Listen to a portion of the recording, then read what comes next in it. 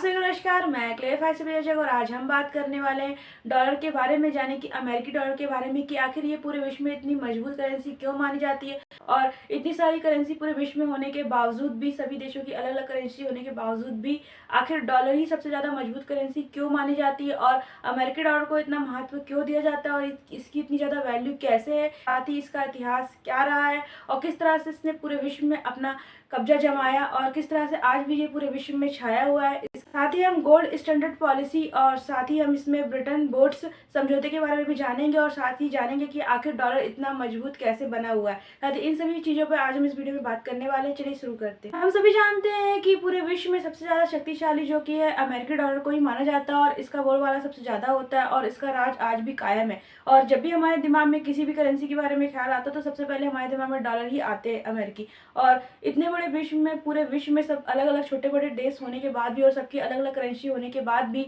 सबसे ज़्यादा ट्रांजेक्शन जो कि महत्व जो है पूरे देश जो है अमेरिकी डॉलर को ही देता है और सबसे ज़्यादा ट्रांजेक्शन अमेरिकी डॉलर पर होते हैं। अब सवाल ये उठता है कि आखिर अमेरिकी डॉलर इतना ज़्यादा मजबूत कैसे बना और ये करेंसी इतनी ज़्यादा पावरफुल कैसे हुई कि इसमें पूरे विश्व के ट्रांजेक्शन आखिर अमेरिकी डॉलर में ही होने लगे और ये आज भी इतनी मजबूत है। आज जो इतनी मजबूत करेंसी डॉलर को माना जाता है और जिसकी वैल्यू सभी करेंसियों में सबसे ज़्यादा है और किसी भी देश में सबसे ज़्यादा जो वैल्यू दी जाती है वो डॉलर को ही दी जाती है। लेकिन कुछ साल पहले और कई साल पहले डॉलर का नामो निशान नहीं था, ना कि कोई भी किसी भी देश की अलग अलग करेंसी हुआ करती थी। मतलब ये बहुत साल पहले जो कि बटलर पॉलिसी चला करती जिसमें सामान के बदले सामान लिया जाता था, यानी कि गुड्स एक्सचेंज पॉलिसी हम इसे ऐसे कह सकते हैं, जिसमें कि हम गेहूं के बदले चावल, चावल के बदले दाल और दाल के बदले सब्जी, शक्कर, आटा, इस तरह से लोग एक दूसरे से सामान एक्सचेंज करके अपना काम चलाया करते थे। और ये प्रथा बहुत साल, कई हजार सालों पुरानी चली आ रही थी और जिसमें धीरे धीरे ये प्रथा आगे बढ़ती गई। और जब भी गांव और कहीं भी किसी भी जगह पे कस्बे में कोई भी शादी वगैरह हुआ करती थी तो लोग उन्हें उपहार में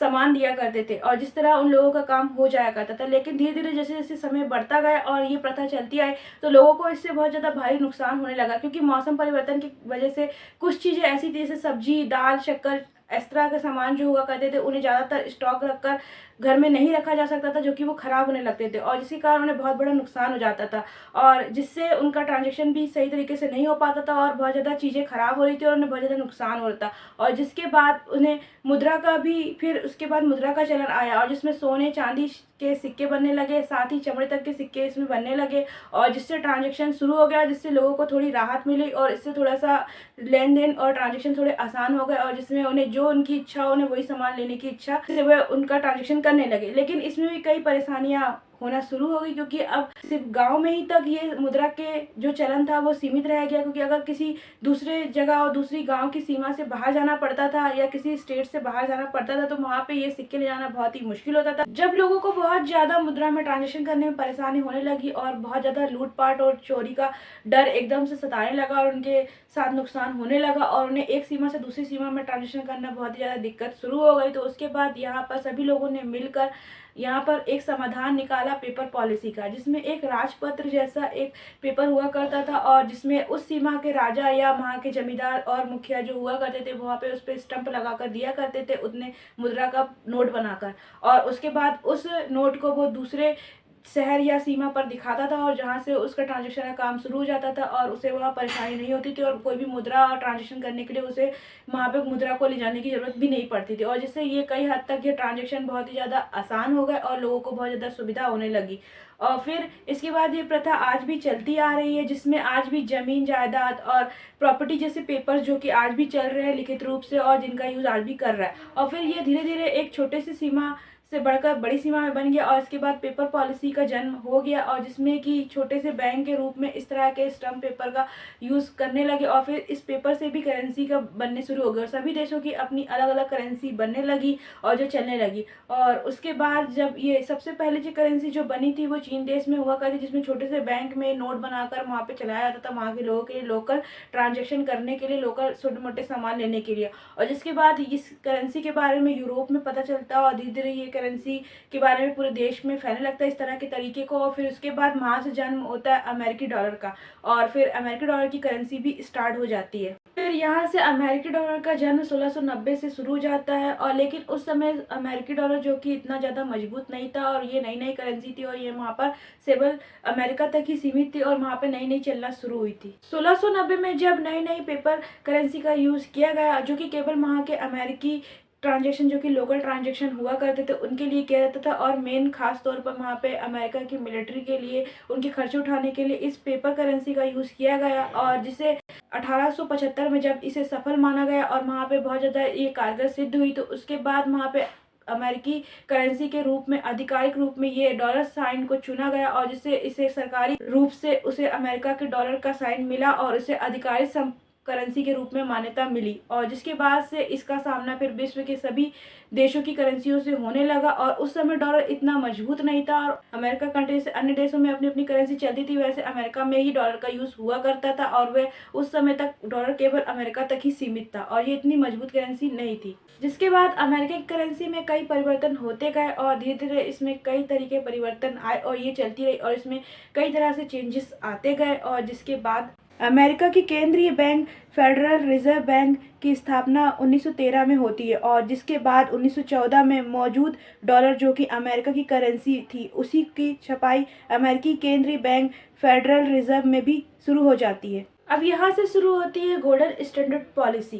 फेडरल रिजर्व एक्ट के जरिए 1913 में जब फेडरल रिजर्व बैंक की स्थापना की गई थी, तो इससे पहले भी अलग अलग बैंकों और अलग अलग देशों के बैंकों की ओर से भी जारी किए गए बैंक नोट से भी अमेरिका में मॉनेटरी सिस्टम चला करता था, और जिसके कारण 1913 में ही अमेरिका ने ब्रिटेन देश के पीछे कर विश्व की नंबर 1 अर्थव्यवस्था बन गया था। और जबकि उस समय ब्रिटेन पाउंड के ज़्यादातर कारोबार चलते थे, और वो पूरे विश्व में और भी ज़्यादा पाउंड को ही ज़्यादा लोग पाउंड को ही पावरफुल करेंसी मानते थे। और उस समय अधिकतर देश गोल्डन स्टैंडर्ड पॉलिसी को फॉलो किया करते थे, और गोल्डन स्टैंडर्ड पॉलिसी के रूल्स के अनुसार चला करते थे, कि मतलब कि जिस देश के पास जितना अधिक सोना होगा, वह अपने देश की उतनी करेंसी को छाप सकता है। और ये चीज़ बहुत समय तक तो ठीक ठाक चलती रही, लेकिन जैसे ही 1914 में पहला वर्ल्ड वार स्टार्ट होता है, और जहाँ पर फिर मिलिट्री के खर्चे उठाने के लिए, और यहाँ तक कि बेसिक चीज़ों के लिए भी देशों के पास सोना बचता ही नहीं है, और जैसे कि वे अपनी करेंसी को और छाप सकते, तो उन्हें बहुत ज़्यादा परेशानी होने लगती है, और वो स्टैंडर्ड गोल्ड पॉलिसी को छोड़ देते हैं।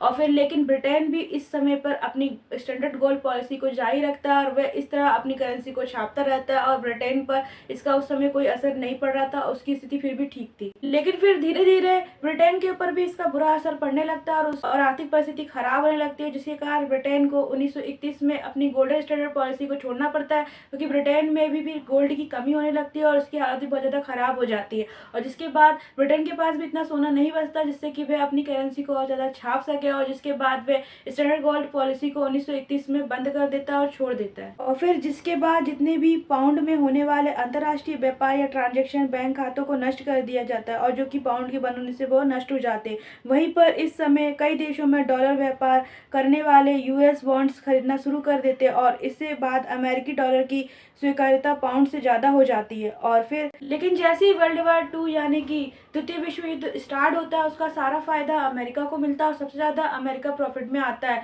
क्योंकि वह उस समय ब्रिटेन के साथ मिलकर ब्रिटेन वुड्स समझौता कर लेता है, और जिसका मतलब होता है कि वह एक शर्त रखता है कि अगर कोई भी देश युद्ध के दौरान कोई भी हथियार या बेसिक सुविधाएं चाहता है, तो वह हम उसकी मदद करने के लिए तैयार है, लेकिन उसे बदले में हमें सोना देना पड़ेगा, और सोने के बदले हम उन्हें सारी चीज़ें अवेलेबल कराएंगे। और इस पर सभी देश की हालत थी खराब, तो उनके पास इतनी करेंसी हुआ नहीं करती थी, और बहुत ज़्यादा लॉस चला था युद्ध के दौरान सब कुछ, और आर्मी का खर्चा उठाना भी बहुत ज़्यादा मुश्किल हो रहा था, और जिसकी वजह से वे इस पॉलिसी को मान लेते हैं, और समझौते में सबकी रजामंदी हो जाती है। और जिसके बाद अमेरिका सबको हथियार और बेसिक चीज़ें प्रोवाइड करने लगता है, और बदले में सभी देशों का सोना अपने पास रखने लगता है। और जैसे ही धीरे धीरे जब वर्ल्ड वार 2 खत्म हो जाता है, तो लोगों की हालत और पूरे विश्व की हालत और सभी देशों की हालत इतनी ज़्यादा खराब हो जाती है कि उनके पास सोना बचता ही नहीं है, क्योंकि उस समय विश्व के सभी देशों की हालत बहुत ज़्यादा खराब हो जाती है, और यहाँ तक कि जर्मनी की हालत भी बहुत ज़्यादा खराब होती है। ब्रिटेन भी कुछ खास अच्छी स्थिति में नहीं होता है, साथ ही वहाँ पर जापान की हालत भी बहुत ज़्यादा खराब हो जाती है, क्योंकि अमेरिका ने ऑलरेडी उस पर हमला कर देता है न्यूक्लियर पावर से,